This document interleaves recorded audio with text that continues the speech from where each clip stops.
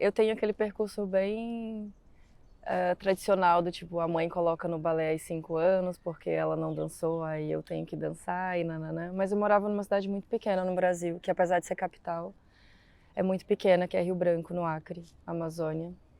Então, nem sempre tinham professores de dança. Então, o meu percurso foi todo cortado, assim. Então, fazia aula quando tinha professor, de repente não tinha mais. Com 17 anos eu saí, fiquei um longo tempo sem dançar, nessa procura. Eu queria fazer faculdade de dança, meu pai não deixou, porque não dava estabilidade financeira, enfim. Então, acabei fazendo jornalismo, o que também não me deu estabilidade financeira nenhuma. Mas depois fiz pós-graduação em dança e cinema. Em 2004 eu comecei a fazer aulas e comecei a dançar contemporâneo, então descobri o contemporâneo por aí. Depois disso, depois disso parei 5 anos, com ali perto do quase 30, até os 30 e tal, eu parei de novo. 2017 eu saí de Curitiba, que foi uma cidade que eu morei por muitos anos, e fui morar em São Paulo. Em São Paulo eu realmente voltei a dançar. Comecei a misturar o meu trabalho, pesquisar um pouco mais sobre performance, e comecei a pensar que meu trabalho sempre foi mais performático do que coreografado, como sugere mais na dança contemporânea. Pronto, e de lá não parei mais. E aí fiz algumas coisas em São Paulo, fiz residência no CRD, apresentei um processo, uma célula do processo que eu estava trabalhando na época lá, até vir para cá. Aqui o processo foi um pouco mais difícil, mas acho que é um pouco isso. Então eu não estudei dança especificamente, apesar de ter feito uma pós-graduação, mas não fiz faculdade de dança. E fiz muitos workshops, acho que a minha formação ela é muito experimental, assim, de pessoas que eu gosto, de pessoas que eu tenho curiosidade e vou lá, faço workshop, conheço, ver trabalhos, experimentar. E agora no Palácio, acho que é um grande laboratório, que é onde eu acho que eu coloco tudo que eu acumulei durante esses anos todos, eu experimento lá, assim. Tá bem gostoso.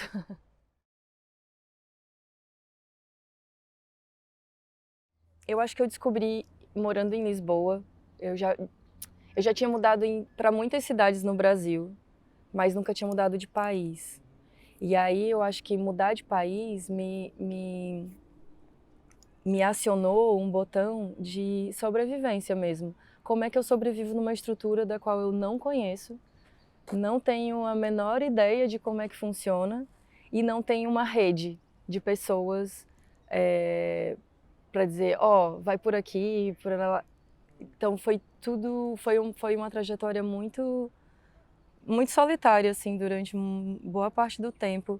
Então acho que o que me move mais é tipo como sobreviver nessa estrutura, como ser alguém nessa estrutura e como seguir fazendo o meu trabalho, que é o que eu gosto de fazer. Como é que eu sigo sendo artista, e como é que eu sigo me movimentando de alguma forma, sabe?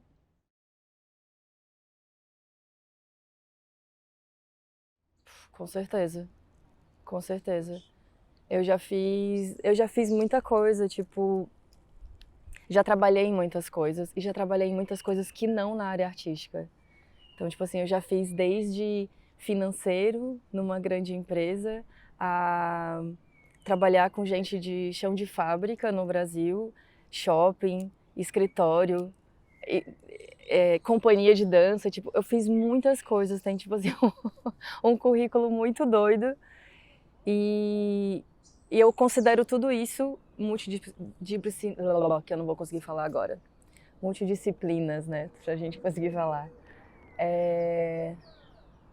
Para além disso, principalmente o cinema, ele vem muito nesse lugar para mim. Sempre fui muito apaixonada por cinema e hoje é sem dúvida aonde eu cato as minhas maiores referências, assim, vídeo, cinema, audiovisual no geral, assim. E sim, acho que é um trunfo, com certeza. Não dá para fazer uma coisa só, hoje em dia a gente tem que aprender a fazer um monte de coisa. Não dá para ser só criador, tem que ser produtor, tem que... Enfim, então acho que isso não sei se hoje em dia é um trunfo ou já é uma necessidade. Tipo, tu tem que ser assim, tu tem que catar de muitos lugares, tem que pegar de muitos lugares, porque é isso, senão acho que fica muito limitado.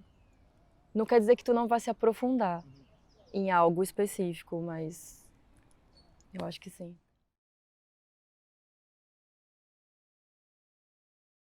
Então, eu acho que nessa sede de caramba, eu tô aqui nesse lugar, eu tenho que fazer alguma coisa, tipo, tenho que sobreviver nesse lugar e quero muito mostrar um pouquinho do meu lado da história, assim, um pouquinho do que me inquieta, sabe?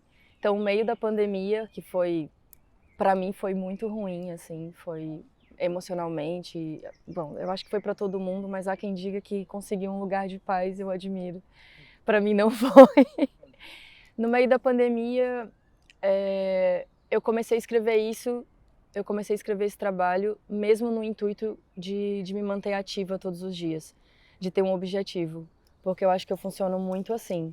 Tipo, eu tenho um objetivo, então o que eu preciso fazer para conquistar esse objetivo? E o objetivo na pandemia foi: ok, vou parir um trabalho, vou juntar muitas coisas que eu gosto. E aí comecei a revisar todos os meus cadernos que eu tinha aqui, desde da formação na Olga que eu fiz, de coisas que eu escrevia, de coisas que eu trouxe do Brasil, enfim, de coisas de filmes, o meu caderno da pós-graduação em cinema, que tinha um monte de filmes que eu nem lembrava. Então fui juntando tudo isso e fui tipo, ok. E uma curiosidade é, eu tenho muito prazer em fazer exercício, de forma geral. E na pandemia foi muito o que me salvou. Então eu saía para correr, eu saía para fazer qualquer coisa que me suasse, assim. E eu cheguei a procurar empregos em construção, porque é onde a galera carrega peso e tudo. E eu queria muito trabalhar com isso, porque eu sabia que, não, se eu trabalhar com isso, tipo, se eu trabalhar carregando coisas pesadas, tipo, eu vou suar, eu vou esquecer e vai ser bom. E é um lugar que me acessa muitas coisas. Então começou um pouco por aí a gigantesca. Bem nada a ver, assim, mas pronto, depois vai se dissipando e vai virando muitas outras coisas. Bom, acho que fala sobre sobrevivência. Acaba que a gigantesca ela vira uma espécie de jogo em que essa jogadora vive um paralelo entre o mundo real e um mundo virtual. E no meio disso tudo, eu acho que ela inventa e desvenda uma fórmula física mesmo, que tem a ver com força, resistência e prazer. Então, eu acho que é uma brincadeira com essas três coisas, sabe? O quão de resistência eu tenho e consigo acessar até ter muito prazer com isso. O que a força o que a força faz e me leva até ter prazer. Então acho que essa fórmula ela vai prazer, força, resistência, resistência, força, prazer, tipo ela vai brincando, eu vou brincando com essas três coisas e vou propondo exercícios e vou propondo cenas dentro dessa brincadeira com essas três coisas.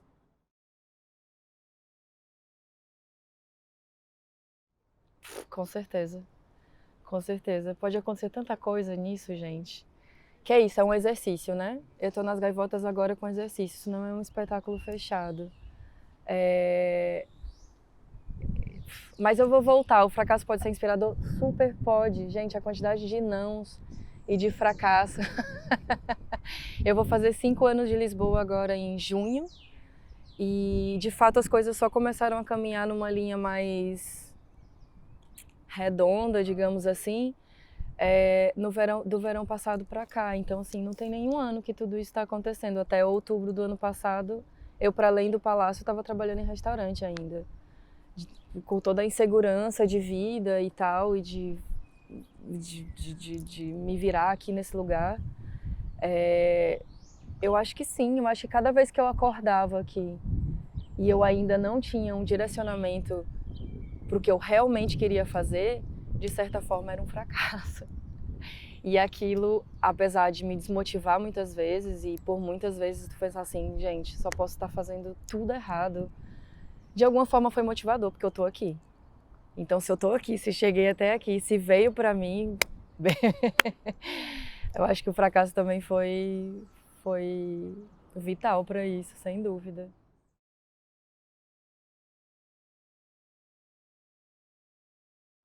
É sim, com certeza. E é com certeza positiva. E eu posso te dizer o motivo que é achar uma rede de pessoas que também queiram, desejam, estejam contigo.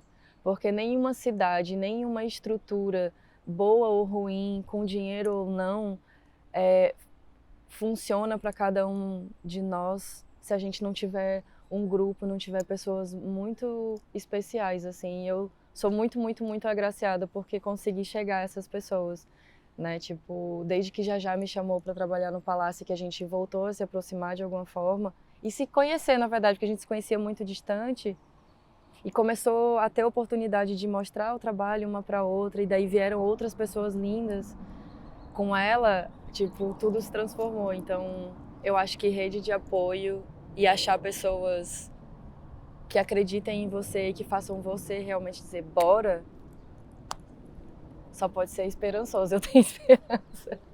Isabel, muito obrigado. Obrigada.